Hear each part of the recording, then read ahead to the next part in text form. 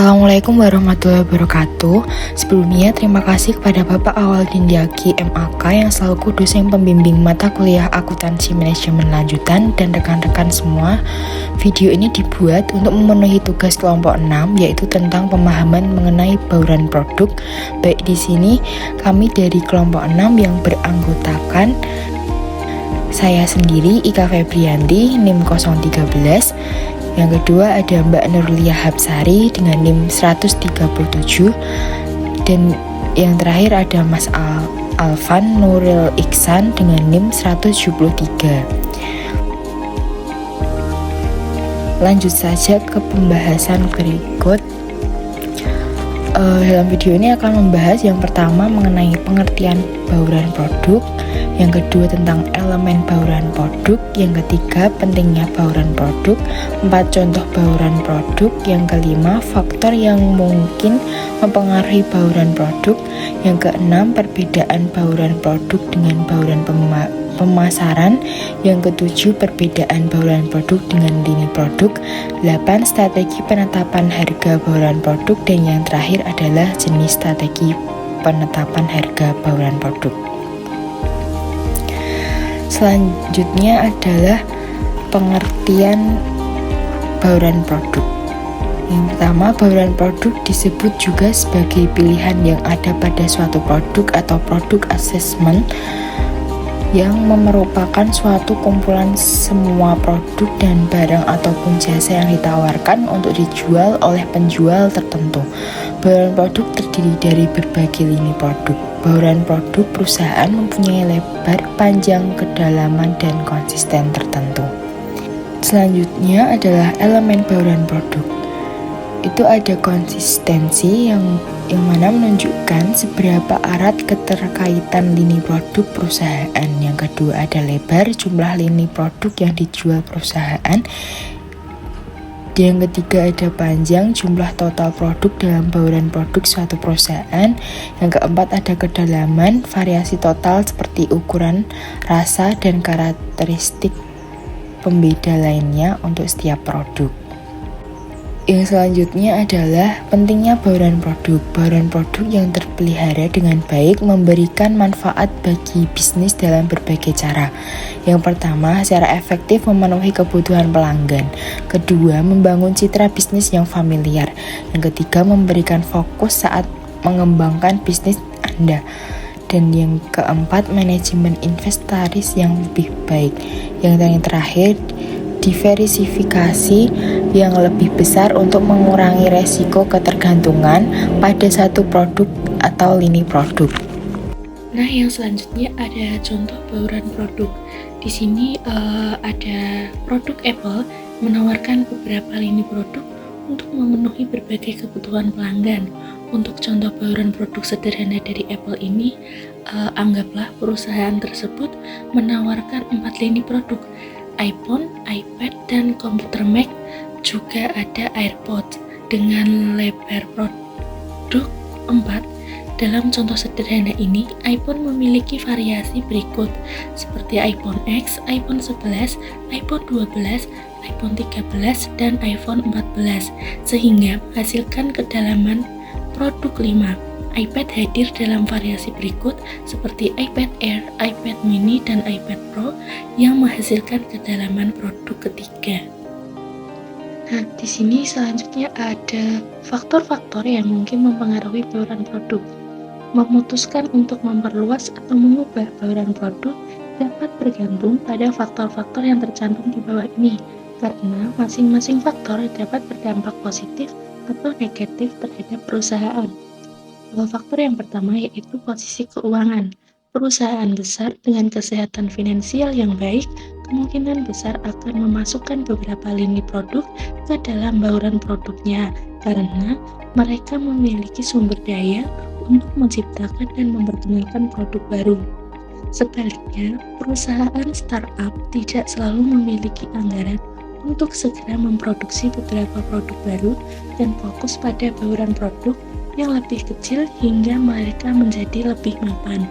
Skenario lainnya adalah perusahaan mengurangi jumlah produk atau lini produk yang mereka tawarkan karena mereka kesulitan secara finansial. Kemudian yang kedua ada wilayah operasi. Industri suatu perusahaan merupakan faktor penentu besarnya bauran produk. Perusahaan akan memiliki bauran produk yang lebih besar dalam industri yang memungkinkan dan lebih mudah untuk menciptakan lebih banyak produk. Industri ponsel cerdas versus chip adalah contoh yang sangat baik tentang bagaimana sebuah perusahaan dapat memiliki bauran produk yang lebih besar karena tuntutan industri. Industri chip mencakup lebih sedikit variasi dibandingkan berbagai fitur ponsel cerdas yang diperlukan untuk memenuhi preferensi konsumen. Kemudian faktor yang ketiga ada biaya produksi. Perusahaan tidak akan terus memproduksi produk yang tidak menguntungkan. Oleh karena itu, biaya produksi dapat memperluas atau mempersempit bauran produk suatu perusahaan. Misalnya, biaya produksi suatu produk naik atau turun di luar anggaran yang ditetapkan. Kemudian, perusahaan mungkin berhenti menawarkan produk tersebut untuk membantu mengurangi biaya, terutama jika permintaan produk tersebut tidak tinggi. Nah, yang keempat, ini ada identitas merek. Perusahaan yang menjadikan dirinya sebagai merek terkenal lebih cenderung untuk terus menambah item atau lini produk baru, baik terkait atau tidak terkait dengan produk mereka saat ini. Hubungan yang dibangun oleh perusahaan menghasilkan pengikut merek yang loyal. Pengikut ini seringkali lebih menerima untuk mencoba produk baru dari merek favorit mereka, sehingga mereka tersebut memiliki bauran produk yang lebih besar. Kemudian ada tujuan dan kebijakan perusahaan. Di sini mengembangkan bauran produk bergantung pada tujuan dan kebijakan yang ditetapkan perusahaan. Oleh karena itu, rencana atau penyesuaian kebijakan perusahaan dapat mengakibatkan modifikasi atau penambahan lini produk atau produk ke dalam bauran produk. Yang selanjutnya ada permintaan konsumen. Preferensi konsumen berhubungan langsung dengan bauran produk suatu perusahaan karena perusahaan lebih mengutamakan produk yang permintaan konsumennya tinggi dibandingkan produk yang permintaannya rendah. Seringkali jika permintaan suatu produk turun, perusahaan mengeluarkan produk tersebut dari bauran produknya. Kemudian ada fluktuasi permintaan karena faktor lain. Meskipun preferensi konsumen sangat mempengaruhi permintaan produk, ada faktor lain yang dapat menyebabkan fluktuasi permintaan. Misalnya, peningkatan populasi, tidak tersedianya produk pengganti, dampak musiman, bencana alam, perang, dan skenario lainnya dapat mengubah preferensi atau kebutuhan konsumen. Oleh karena itu, perusahaan terikat untuk menyesuaikan bauran produknya untuk memenuhi perubahan permintaan. Contoh bagus mengenai perusahaan yang menyesuaikan bauran produknya karena fluktuasi permintaan adalah misalnya selama pandemi COVID-19, permintaan akan masker meningkat pesat sehingga semakin banyak perusahaan mengubah penawaran produk mereka dengan menyertakan alat pelindung diri. Selanjutnya ada peraturan dan batasan pemerintah. Di sini legalitas sangat mempengaruhi ukuran bauran produk karena perusahaan hanya memproduksi produk yang tidak dibatasi oleh pemerintah. Oleh karena itu, jika suatu produk dinyatakan ilegal atau berbahaya, perusahaan harus menghentikan produksinya sehingga mengakibatkan bauran produk menjadi lebih sempit. Pembahasan selanjutnya mengenai perbedaan antara bauran produk dengan bauran pemasaran. Jadi, perbedaan mendasar antara keduanya adalah bahwa bauran produk mengacu pada rangkaian lengkap produk suatu perusahaan, sedangkan bauran pemasaran mengacu pada variabel-variabel terkendali yang digunakan untuk meningkatkan permintaan atas produk mereka. Oleh karena itu, bauran produk merupakan bagian dari bauran pemasaran yang terdiri dari berbagai macam taktik pemasaran. Bauran pemasaran sangat penting untuk pertumbuhan dan kesuksesan bisnis. sedangkan bauran produk hanya mendefinisikan beberapa lini produk perusahaan. Perbedaan bauran produk dengan lini produk. Lini produk mengacu pada satu lini produk serupa yang ditawarkan oleh suatu perusahaan. Lini produk merujuk pada kumpulan produk yang mirip atau terkait yang ditawarkan oleh perusahaan di bawah merek yang sama. Lini produk adalah subset dari bauran produk yang fokus pada produk-produk yang memiliki kesamaan dalam hal fungsi, penggunaan, atau segmen pasar yang dituju. Lini produk dapat mencakup variasi produk yang berbeda dalam hal ukuran, warna, fitur, atau harga. Sedangkan bauran produk mencakup semua lini produk yang dijual oleh suatu perusahaan. Bauran produk merujuk pada keseluruhan kumpulan produk atau layanan yang ditawarkan oleh perusahaan.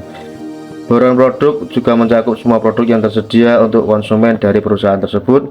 Bauran produk dapat terdiri dari beberapa lini produk yang berbeda atau mungkin hanya terdiri dari satu lini produk saja. Jadi perbedaan utama antara bauran produk dan lini produk adalah bahwa bauran produk merujuk pada keseluruhan kumpulan produk yang ditawarkan oleh perusahaan. Sementara lini produk adalah subset dari bauran produk yang terdiri dari produk-produk yang mirip atau terkait.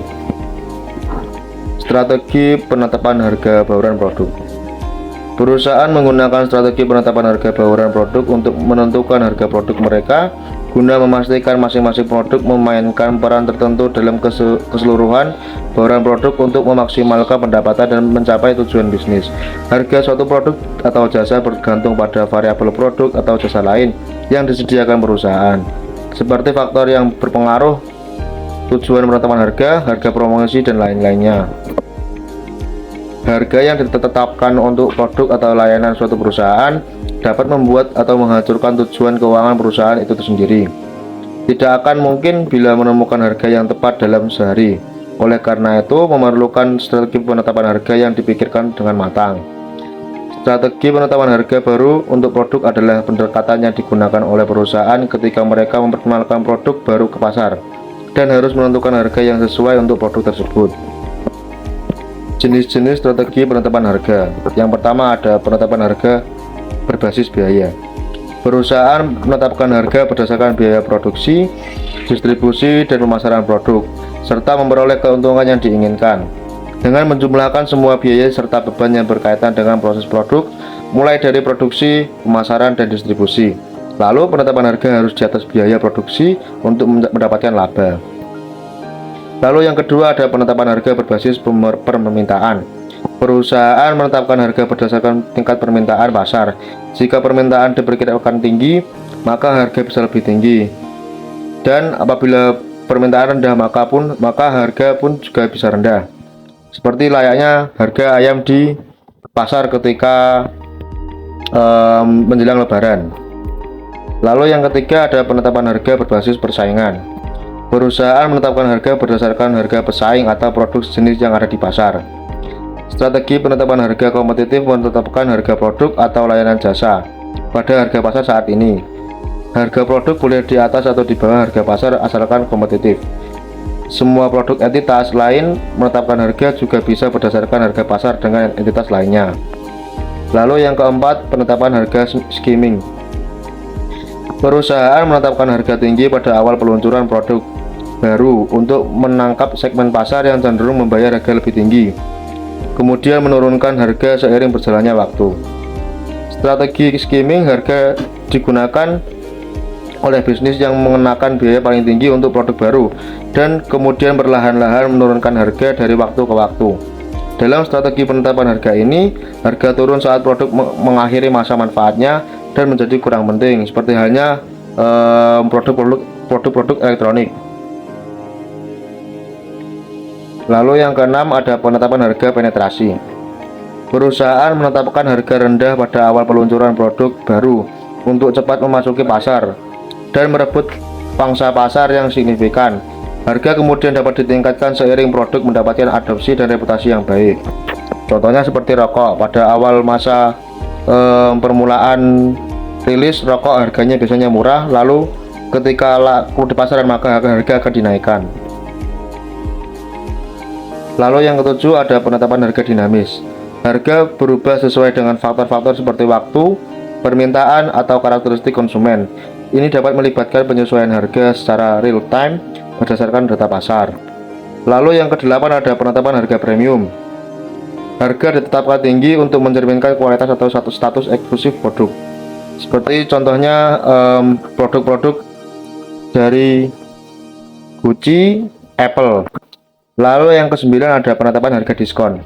Harga ditetapkan lebih rendah dari harga normal untuk periode waktu tertentu atau untuk tujuan promosi. Biasanya seperti contohnya kalau barang-barang expired biasanya akan dijual secara diskon.